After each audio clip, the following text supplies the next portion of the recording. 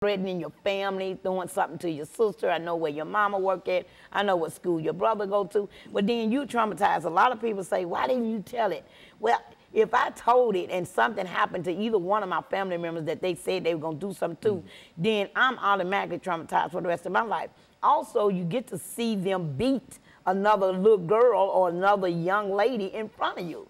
So if you already saw that, you already know what's going to happen. I got an 8-inch stab wound in my back now. I don't know how many scars in my head for trying to get away, for trying to run away. And so it didn't work for me. So that made me like, I'm not going to be able to tell anything else. So I just want I want everybody to know that you got to quit turning your head. You got to quit saying, it don't happen here, it's just in India, Cambodia. It is right in your backyard. And the story in Cincinnati, Ohio, if everybody remember that, them 3 girls that was in that basement for 10 straight years, if everybody remember that story, it'll tell you that it's definitely in your backyard. And so I just want people to really understand that they have to talk about this. I'm willing to talk to anybody. I'm willing to share my story. I'm willing to come and speak anywhere. All they have to do is just call me up, 615-589-8984.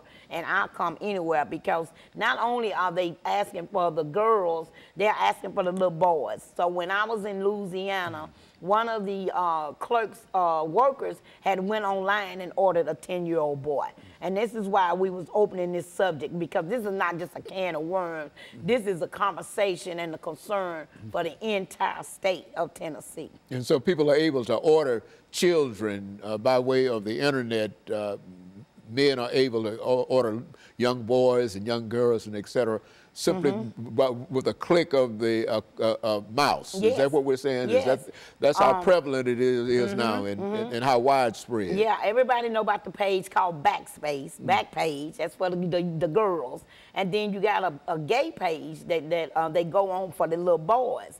And they order them and say how old they want them to be, what color hair they want them to be, how much they want them to weigh. And the guy actually showed up at the hotel with $200, 5 condoms, a date rape drug, and a lubricant.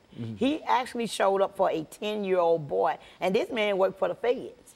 So it's like, it's not just no pimping game. This is a government issue, and they are covering it up, and they know that they can do something about this sex trafficking if they wanted to. You got drug trafficking, gun trafficking, and sex trafficking. Well, the drug trafficking is #1, the sex trafficking #2, and then the guns. See, the guns was #2, but now they selling people more than they are guns. And from what I understand, this is a real problem with youth. When you mention drugs, alcohol, and sex, that's one of the areas where many of our young people, our teenagers, are caught up in one of the more detrimental areas of their lives. When they get involved in drugs, sex, and guns. Yes. Is that what we're saying? That's exactly what I'm saying. I've been gone for 18 months in New Orleans, and this is why I'm back on your set, letting people know I'm back. I'm hitting the streets. I'm coming after my young girls. I'm coming after my young boys. It ain't about violence. It's about protecting them, period. I've already had a phone call from several young girls telling me that they went to the hotel with their boyfriend because they thought they loved them, and when they got there, it was other men in there waiting for them that they have already paid for to have these kind of sex activities with these little girls. They are getting caught up once they turn me onto that X pill or that bar or that crack or the heroin that's coming out now. The new heroin is coming back. Once they get the young girls on that right there, then they on their way to being sold as slaves. We've got to do more, you think, as a community and as a society in reference to this, Ms.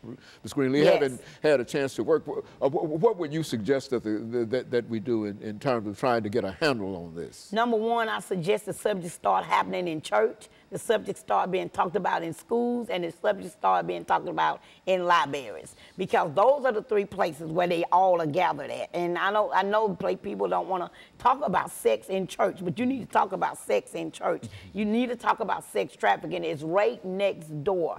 All of these black girls that are missing has not ran away from home. And I'm not just throwing it on a racial thing, but you tend to look for more other colors, like India or white or Latino or something. You tend to look for them more than you do black. If you go on black page, black girls missing, you'll see a bunch of us missing. So why nobody looking for them? How we know they're not tied up? How we know they're not in the basement gagged up and shot up for the dope and can't scream? Because for a long time I was gagged up, I was shot up for the dope, and I couldn't scream.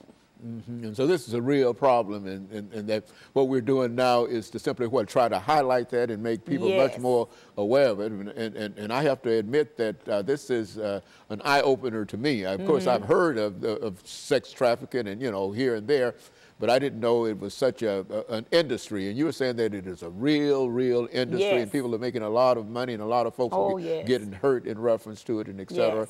And I think you mentioned the problem down in Louisiana, where the government is actually changing things in such a way that's detrimental to young girls more than anything else. Is that what we're? Yes, he had made the laws stricter for the perpetrators now and the pimps. Like I said, the pimps is not in an afro and a Cadillac anymore.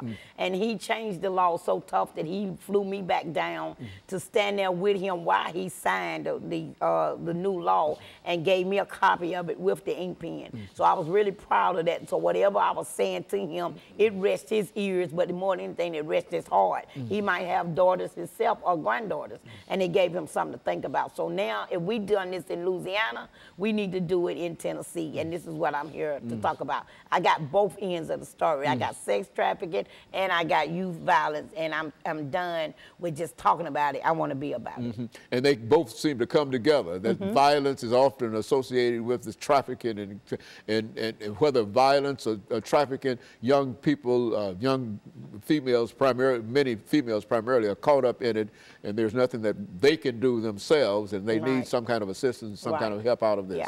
If anybody just even take a chance and just run around to some of these hotels, you will see the age range has changed. There's no more 20-something out there. They are 13-something out there.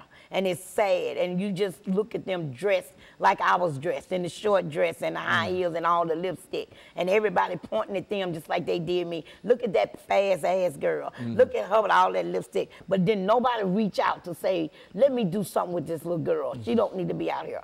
So if we stop turning our head and quit judging and reach out and support, then we are the ones that can make something different in this community, especially around sex trafficking. Well, and Ms. Greenlee, we're coming to the end of this show for today.